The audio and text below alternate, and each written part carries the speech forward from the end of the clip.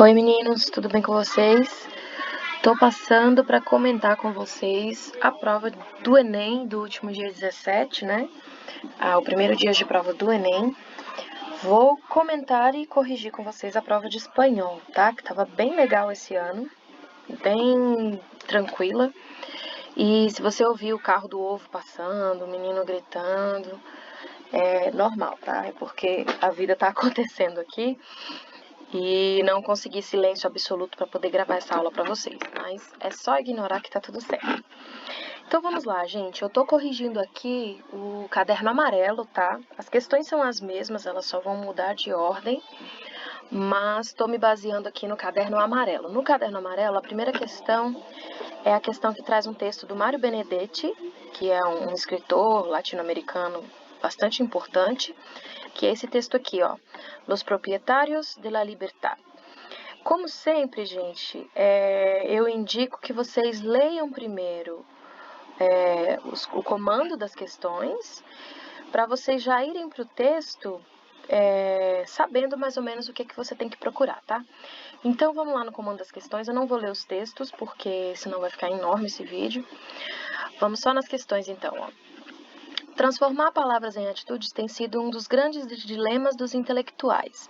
Ao ponderar sobre essa temática, o autor, um dos grandes críticos e literatos latino-americanos da atualidade, leva o leitor a perceber que, essa frase, leva o leitor a perceber que, indica que ele está procurando uma conclusão, né? É uma conclusão que ele espera que o leitor chegue depois de ler o texto. Conclusões ficam geralmente na parte final do texto aqui, e é exatamente na parte final onde a gente vai encontrar a resposta. Você volta lá, lê o texto, tá? E aí você vem para as perguntinhas aqui. Então, todo esse texto do Benedetti, esse trecho de texto, leva o leitor a perceber que o compromisso político afasta o artista da criação, os costumes sociais governam a linguagem e as atitudes das pessoas, o compromisso ideológico de alguns intelectuais está refletido em suas obras, a complexidade relacionada ao conceito de liberdade impede o compromisso, os intelectuais latino-americanos têm um posicionamento acrítico, né, perante o poder. Acrítico significa que eles não criticam, né, estão fora de fazer uma crítica. Só essa letra E aqui já pode eliminar de cara, porque os intelectuais latino-americanos costumam, é um tema muito recorrente na literatura latino-americana, a crítica social, a crítica política, tá? Então, só por isso essa letra E você já nem precisaria considerar. Então, voltando aqui mais para o finalzinho, no último parágrafo ele diz assim, ó, e compromisso? É a atitude que adotam certos intelectuais, cuja carga ideológica prejudica notoriamente sua arte. Então, a partir disso daqui, você pode marcar a opção C, tá? O compromisso ideológico de alguns intelectuais está refletido em suas obras, que é exatamente a conclusão que ele chega aqui nessa última parte, né? Ele diz que a atitude que adotam alguns intelectuais, certos intelectuais, cuja carga ideológica prejudica notoriamente a sua arte. Então, é exatamente o que está dizendo a opção C, tá? O compromisso ideológico de alguns intelectuais está refletido nas suas obras, tá bom? Partindo aqui para número 2, a gente tem uma canção que se chama Pablo Pueblo, que é do Rubem Blades, tá? Que é um compositor panamenho. E assim como os escritores latino-americanos costumam fazer críticas, os artistas também latino-americanos fazem muitas canções de crítica social, tá? E essa é uma delas. Esse poema, essa letra de canção, melhor dizendo, é bem legal, bem simples. Vamos novamente para as questões, para o comando e para as questões, tá? Que isso ajuda você a saber o que buscar na hora de ler o texto. Então vamos lá. Rubem Blades é um compositor panamenho de canções socialmente engajadas. O título Pablo Pueblo, associado ao conteúdo da canção, revela uma crítica social a. Então você tem que considerar aqui o título da música, que é Pablo Pueblo. Pablo é um nome, né, um nome próprio, e pueblo em espanhol significa povoado, né? Aldeia, uma cidade pequena. Tudo isso significa pueblo. E também povo, né? Povo, as pessoas. Pueblo tem todas esses significados aí. Então, ele pede para você considerar o texto e considerar o conteúdo da letra da música, né? E aí, qual é a crítica social observando o título e a letra da música? Letra A. Contrapor a individualidade de um sujeito a uma estrutura social marcada pela decepção na atuação política. Letra B. Demonstrar que o problema sofrido pelo indivíduo atinge toda a comunidade. Letra C. Relativizar a importância que se dá ao sofrimento individual em uma estrutura social baseada na exploração. Letra D. Descrever a vida de um sujeito que nunca resolve suas inquietações e por isso mantém-se silencioso. Letra E. Usar um apelido jocoso para designar a atuação de um indivíduo em seu próprio bairro. Você não tem nada no texto que diga que o pueblo, o Pablo Pueblo, seja algo jocoso, algo pejorativo. Então, mais uma vez, essa letra E você já pode, inclusive, descartar, tá bom? E aí, voltando para o texto, né, você vai ler o texto, e a resposta, mais uma vez, vai estar aqui no finalzinho, né? Ele diz assim, ó, Pablo Pueblo chega, tô lendo traduzindo, tá? Chega até um saguão, uma sala escura, e volta a ver as paredes com os velhos papéis que prometiam futuros em conversas politiqueiras, e no seu rosto se desenha a decepção da espera. Tá? Então, o que ele está falando aqui? Que ele entra numa sala e nessa sala ele vê aqueles cartazes, né, de política, né, prometendo futuros que nunca chegam, né? No seu rosto se desenha, o seu rosto, né, passa a expressar a decepção dessa espera por um futuro prometido pela política que nunca chega. Pensando nisso, e também se você pode considerar aqui, ó, volta um homem em silêncio do seu trabalho cansado, o seu passo não tem pressa, a sua sombra nunca o alcança, ele volta para, né, quem está esperando por ele volta para o bairro de sempre, com o mesmo semáforo na esquina, com o mesmo lixo na rua ali em frente, com o barulho da cantina, né, de um restaurante. Então ele está voltando pro bairro onde ele mora, e aí no final essa última estrofe que a gente já viu aqui. Então, a opção que mais vai se aplicar aqui é a letra A, tá? Letra A. Contrapor a individualidade de um sujeito a uma estrutura social marcada pela decepção na atuação política. A palavra decepção, ela se repete aqui, ó. Você tem decepção aqui, falando da decepção dele pela atuação política, de prometer coisas que não se cumprem. Você tem decepção aqui também na letra A, tá? Então, letra A na questão 2. Vamos correr. Questão 3. Esse texto também é um pouquinho complicado, assim como o primeiro.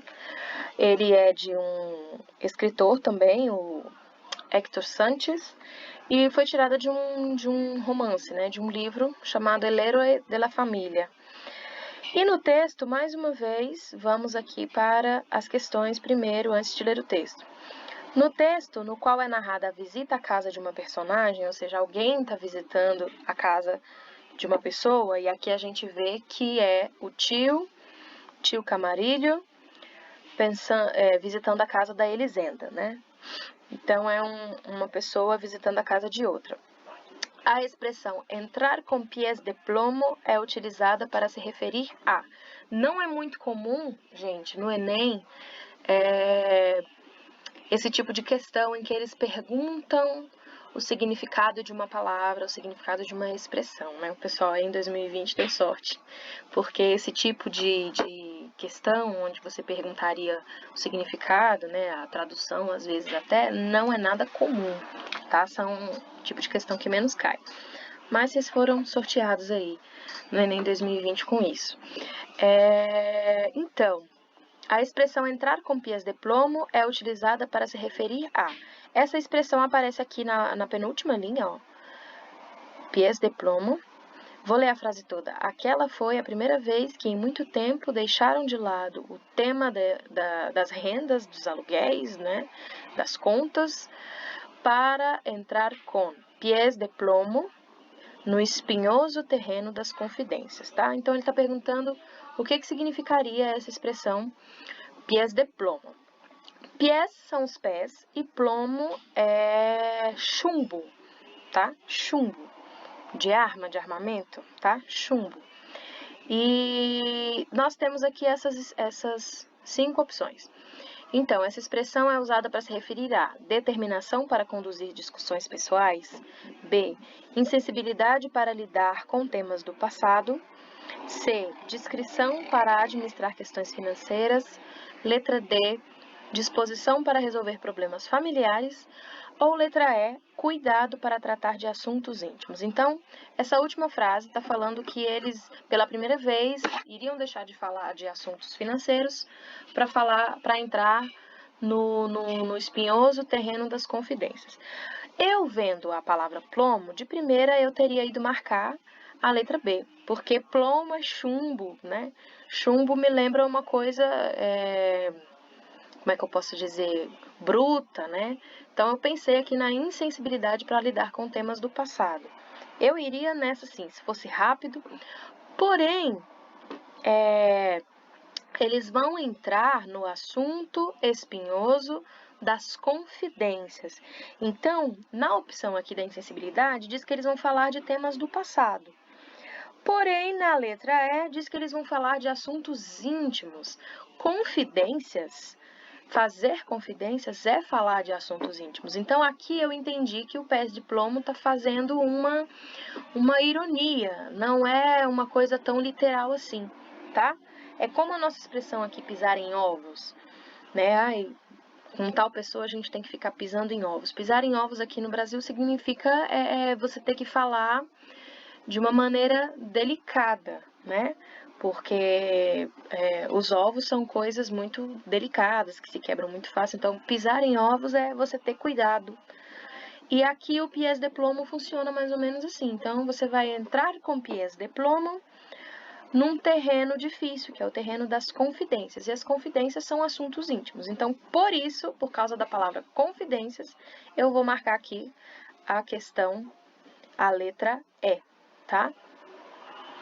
Letra E aí para a questão número 3. Questão 4, que aqui no caderno amarelo ficou mais essa canção aqui, esse poema, não sei dizer, que é do Ricardo Sanches, tá?